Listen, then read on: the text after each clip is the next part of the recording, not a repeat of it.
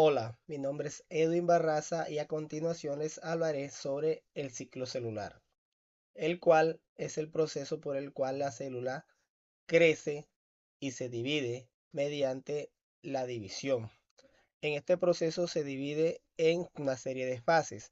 La primera es la G1, que es el periodo de crecimiento general de la célula. Continúa la fase S. Aquí ocurre la síntesis del ADN y la replicación de los cromosomas. Continúa la fase G2, donde se continúa con el crecimiento de la célula para prepararse para la división. Este proceso se conoce como interfase. Llegamos a la fase M, que se refiere a la fase de mitosis. Aquí es donde se produce realmente la división celular. En la mitosis ocurren 4 fases que se llama profase, metafase, anafase y telofase, para dar como origen dos células idénticas que se llaman células hijas. En cuanto a la radiosensibilidad en las fases del ciclo celular, tenemos que en la G1 y la M son fases donde las células son más radiosensibles, mientras que en la fase S y G2 las células son más radioresistentes. Gracias. Cordial saludos compañeros y tutor. Mi nombre es Camilo Andrés Ramírez Angarita, estudiante del programa de Tecnología, Radiología Humana y Diagnóstico. En el día de hoy le vengo a explicar el punto 3, que fue el que escogí, donde hicimos una división de los puntos impares y donde dice que es elabora un cuadro que contenga la composición en porcentajes atómica y molecular del cuerpo humano, donde podemos observar aquí el elemento, la composición atómico y la composición molecular en porcentajes, donde podemos observar oxígeno, la composición atómico es un 65% y molecular un 24%. En carbono, la composición atómico un 18%, molecular 1%. Hidrógeno, composición atómico 10%, molecular 6%. Nitrógeno 3% y en molecular 0,6%. Calcio, composición atómico 1,5% y en molecular 0,22%. Fósforo, composición atómico 1% y en molecular 0,22%. Potasio, podemos ver la composición atómico 0% y en molecular 0,03%. Azufre, composición atómico 0,2% y en molecular 0,04%. Sodio, composición atómico 0,1% y molecular 0,03%.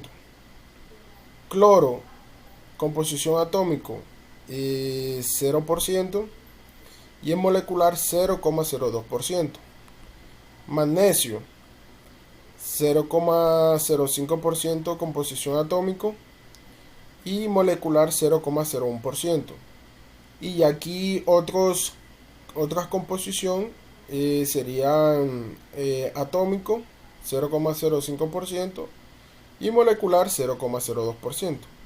Esto sería la explicación de cómo se elaboró el cuadro, donde se dividieron los elementos, la composición anatómica en porcentaje y en molecular. Muchas gracias. Buen día para todos y para todas. Mi nombre es Yedelmis Peñate, estudiante de Tecnología en Radiología e Imágenes Diagnósticas. El día de hoy voy a explicarles un poco sobre el punto 7 del taller, la actividad número 7. el cual dice lo siguiente: justifique la siguiente afirmación. La concentración de oxígeno, edad y recuperación celular son factores biológicos que afectan la radiosensibilidad. Bueno, inicialmente quiero explicarles un poco qué es la radiosensibilidad. La radiosensibilidad, pues como su nombre lo indica, es la sensibilidad de las células a la radiación. La concentración de oxígeno es un factor biológico que afecta la radiosensibilidad. Bueno, entonces, para justificar esa afirmación, quiero decirles pues que la radiosensibilidad de las células depende de varios factores biológicos que influye en cómo éstas responden a la exposición y a la radiación. La concentración de oxígeno, esta juega un papel crucial. Las células con altos niveles de oxígeno son pues mucho más susceptibles a los efectos de la radiación, ya que el oxígeno pues potencia el daño celular al formar radicales libres que pues van lesionando el ADN. La edad de la célula también es importante, porque pues las células en ciertas etapas de su ciclo de vida, como durante la división celular, suelen ser más vulnerables a la radiación. Finalmente, pues la capacidad de recuperación celular varía entre los distintos tipos de células y su estado de salud. Por otro lado, algunas células pues tienen un mecanismo de reparación mucho más eficiente, lo que pues les permite restaurar el ADN que ya está dañado y así pues mitigar mucho más fácil o mucho más rápido pues los efectos de la radiación. Hola, feliz semana para todos, compañeros y tutores. Me presento, mi nombre es Cindy Lice Morales Churio, estudiante de la carrera de Radiología e Imágenes Diagnósticas. Hoy vamos a ver un tema importante que es el punto 9, que nos manifiesta en qué consiste el síndrome de la radiación aguda. Describa la secuencia de eventos ocurridos en la función del tiempo y sus manifestaciones clínicas. Un poco de la definición dice que el síndrome de radiación aguda es un conjunto de síntomas que se presentan tras la exposición a una dosis elevada de radiación ionizante en un corto periodo de tiempo. Este síndrome puede ocurrir tras accidentes nucleares, exposiciones de bombas anatómicas y exposiciones de medidas muy intensas. La radiocemia es una enfermedad dada por la exposición prolongada o momentánea a una cantidad de radiación. Tiene un conjunto de síntomas las cuales pueden llegar a ser mortales. La gravedad de esto se gradúa y aparece de manera ordenada.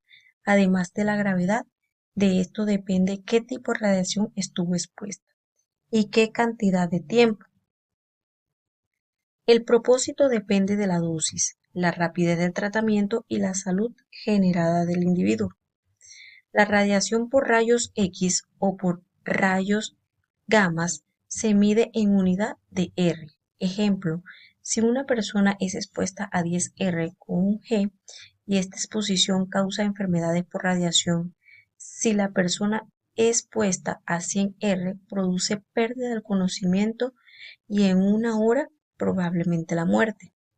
Las personas expuestas a radiación ARS, cuando la radiación esté alta, cuando la radiación es permanente, cuando el cuerpo absorbe toda esa dosis, la radiación es breve.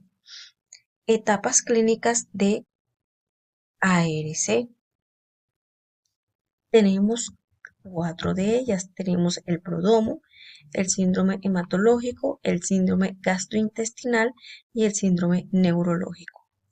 El prodromo son los síntomas iniciales que se pueden desarrollar en una enfermedad, como son la náusea, la cefalea, la diarrea, entre otros.